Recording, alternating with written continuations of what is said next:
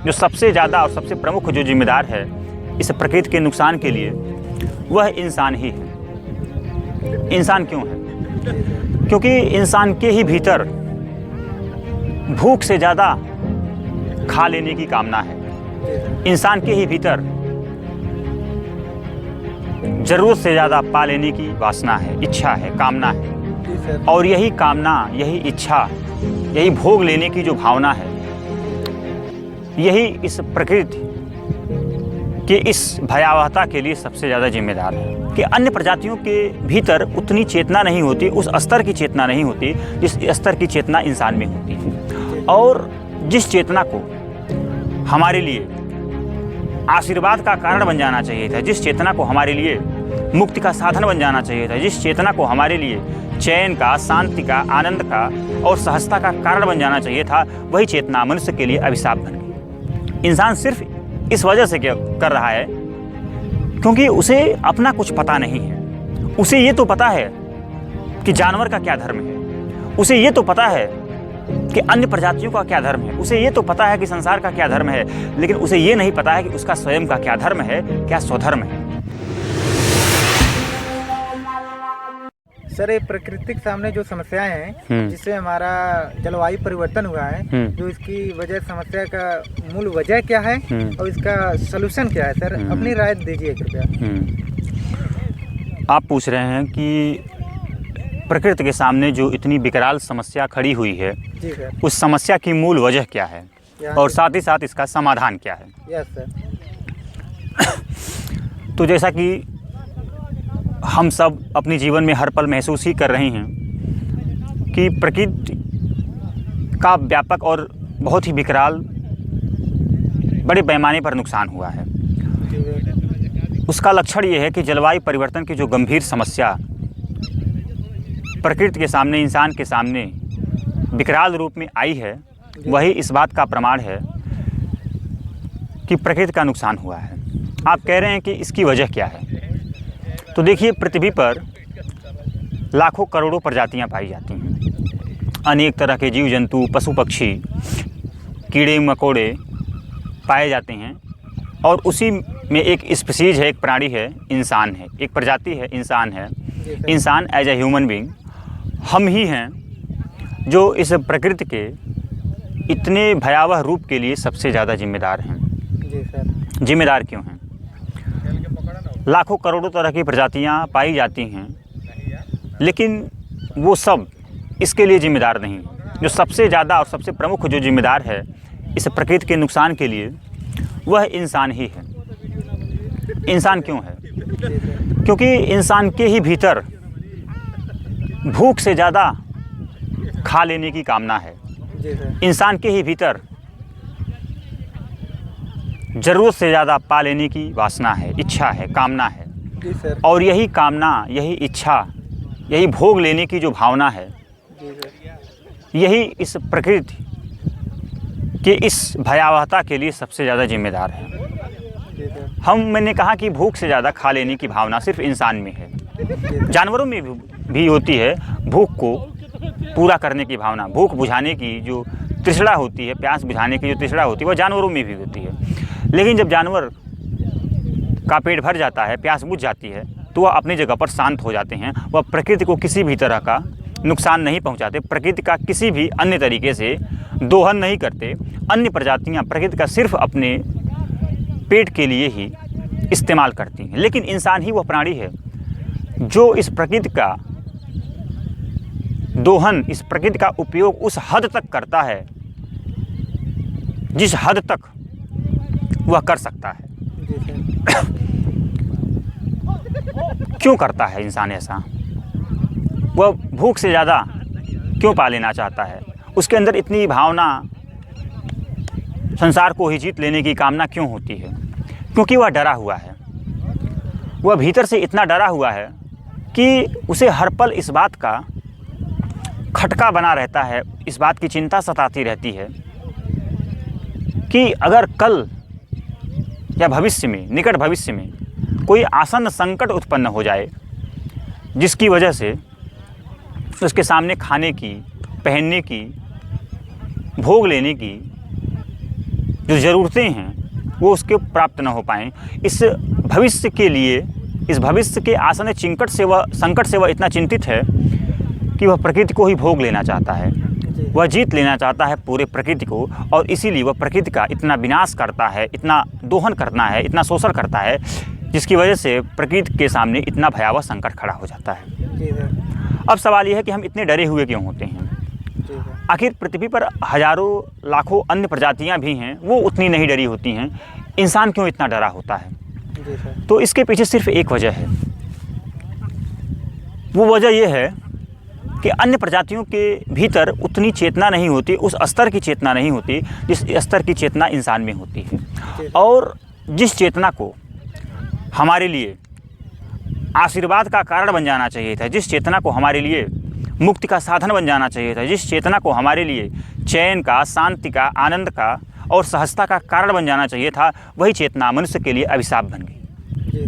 जिस चेतना को हमारे जीवन की समस्त संभावनाओं को साकार करने की वजह बन जानी चाहिए थी, वही हमारे भीतर एक ऐसी वजह बन गई, एक ऐसी कारण बन गई, जिसकी वजह से हम विनाश के रास्ते पर बहुत तेज़ी के साथ बढ़ते जा रहे हैं। कि वजह क्या है? सवाल यह है कि इंसान ऐसा क्यों कर रहा है? इंसान सिर्फ इस वजह से क्या कर रहा है क्योंकि उसे अपना कुछ पता नहीं है। उसे ये तो पता है कि जानवर का क्या धर्म है, उसे ये तो पता है कि अन्य प्रजातियों का क्या धर्म है, उसे ये तो पता है कि संसार का क्या धर्म है, लेकिन उसे ये नहीं पता है कि उसका स्वयं का क्या धर्म है, क्या स्वधर्म है। और जब आप स्वधर्म को भूल जाते हैं तो बहुत स्वाभाविक होता है कि आप परधर्म की राह पर बढ़ते हैं।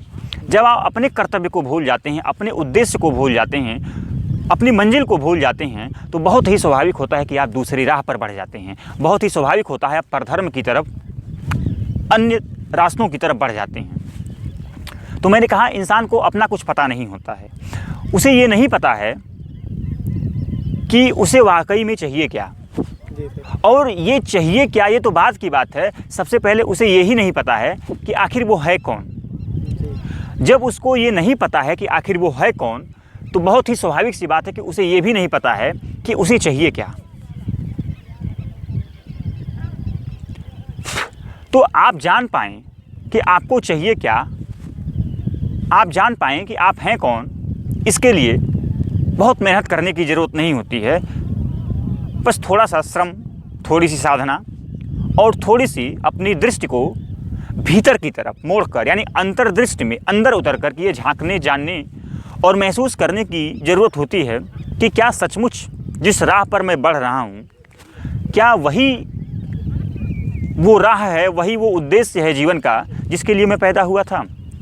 उसे ये कभी नहीं पता होता, या इस पर वो कभी विचार ही नहीं करता कि क्या जिस तेज़ी के साथ, जिस आपाधापी में, जिस वजह से मैं संसार में इतना संलग्न हो गया हूँ, संसार में इतना लिप्त हो गया हूँ, क्या सिर्फ इसीलिए मैं पैदा हुआ था, मेरा इसीलिए जन्म हुआ था कि बस मैं पैदा हूँ शरीर के रूप में और शरीर बनकर ही रह जाऊँ और एक दिन आए जब मैं शरीर के रूप में समाप्त हो जाऊँ।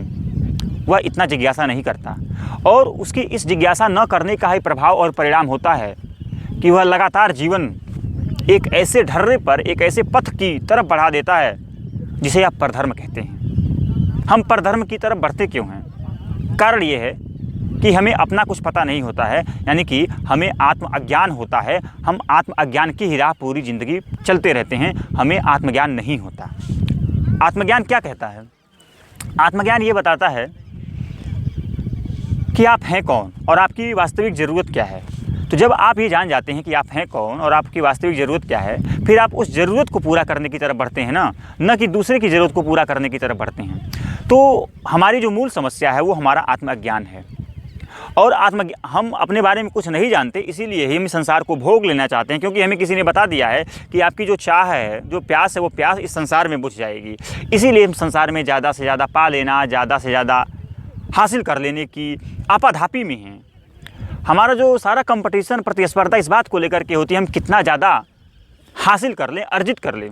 हमारे भीतर तो अपरिग्रह की भावना है ही नहीं, हमारे भीतर त्यागने की तो भावना नहीं है, हमारे भीतर सिर्फ तलाशने की भावना है। और तलाशना क्या?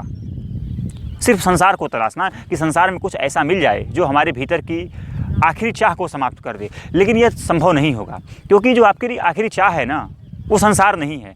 आपकी जो आखिरी चाह है ना वो प्रकृति नहीं है। आपकी जो आखिरी चाह है वह मुक्ति है। आपकी जो आखिरी चाह है वो बेचैनी नहीं बल्कि चैन है।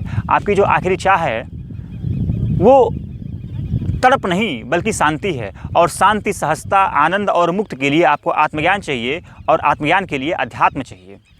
अध्यात्म की तरफ जब आप मुड़ेंगे तब आप जानेंगे कि आप वो बिल्कुल नहीं हो जो आप खुद को मान बैठे हो। आप खुद को मैं मान बैठे हो, आप खुद को हम यानी अहम मान बैठे हो।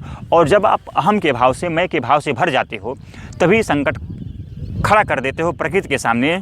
और प्रकृति के सामने जब संकट खड़ा करते हो तो वही संकट जलवायु परिवर्तन के सामने फिर से एक बार आपके सामने खड़ा हो जाता है। यानी कि हम जहाँ से चले थे वही को फिर वापस आते हैं। ये साइकिल है, ये चक्र चलता रहता है, हम ही से शुरू होकर हम ही पर चला आता है।